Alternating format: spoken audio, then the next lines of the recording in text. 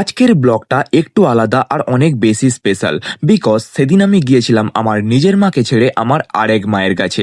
আরেক মা? হ্যাঁ, তোমরা ঠিকই শুনেছো। হাই, আমি প্রীতম। দিনটা ছিল শনিবার, আর শনিবার দোকানদারি করতে করতে যেন আমার আরেক মা ডাক দিল মায়ের কাছে যাওয়ার জন্য। আরেক মা মানে আমাদের এখানকারই জাগ্রত মা, যার প্রত্যেক শনিবার করে খুব বড় করে পুজো হয়। তাই আমিও সেদিন পুজো দেওয়ার জন্য দুপুরবেলা রেডি হয়ে দোকান থেকেই ধূপ মোমবাতি নিয়ে নিয়েছিলাম মায়ের কাছে জ্বালানোর জন্য। যেহেতু নিজের দোকান, তাই এইসব আর বাইরে থেকে কিনতে হলো না। আর সেদিন আমার সাথে ছিল রাকেশ ভাই। মেনলি ওই আমাকে ফোন করে বলেছিল যে চলো একবার মায়ের কাছ থেকে ঘুরে আসি। তাই আমি আরও দুজন মিলে প্রথমে চলে গেছিলাম মিষ্টি দোকানে। তারপর মিষ্টি দোকান থেকে মিষ্টি কিনে গ্রামের ভিতর থেকে আমার কাওয়াসাকি নিনজা নিয়ে, যেটার কান ভেঙে পাশে ঝুলছে। যাই হোক, এটাকে এখন ইগনোর করো, আমার ব্লগে ফোকাস করো। ফাইনালি আমরা মায়ের কাছে পৌঁছে গেছিলাম। আর মায়ের কাছে শনিবার করে এত ভিড় হয় মানে বলার মতো না। গিয়ে দেখলাম মায়ের তখন পুজো হচ্ছিল, আর সকলেই সকলের মনের কথা মাকে বলতে মায়ের কাছে গিয়েছিল।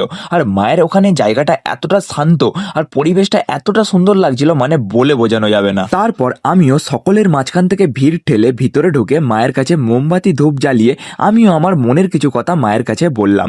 আর বললাম, মা তুমি নিজের খেয়াল রেখো, নিজের যত্ন নিও, আর সকলকে খুব খুব খুব ভালো রেখো। তারপর কিছুক্ষণ দাঁড়িয়ে মায়ের পুজো দেখলাম, আর তারপর মাকে প্রণাম করে ওখান থেকে বেরোনোর ইচ্ছে হচ্ছিল না, বাট তাও ওখান থেকে বেরিয়ে মায়ের মন্দিরের পাশে একটা বড় মতো ঘাট আছে, সেখানে বসে একটু গ্রামের পরিবেশটা উপভোগ করলাম। অ্যান্ড দেন আমার কাওয়াসাকি নিনজা নিয়ে আবার বেরিয়ে পড়লাম বাড়ির উদ্দেশ্যে। আজকের মতো ভিডিওটা এখানেই শেষ করছি। দেখা হচ্ছে তোমাদের সাথে আবার পরের মিনি ব্লগে। Till then, by.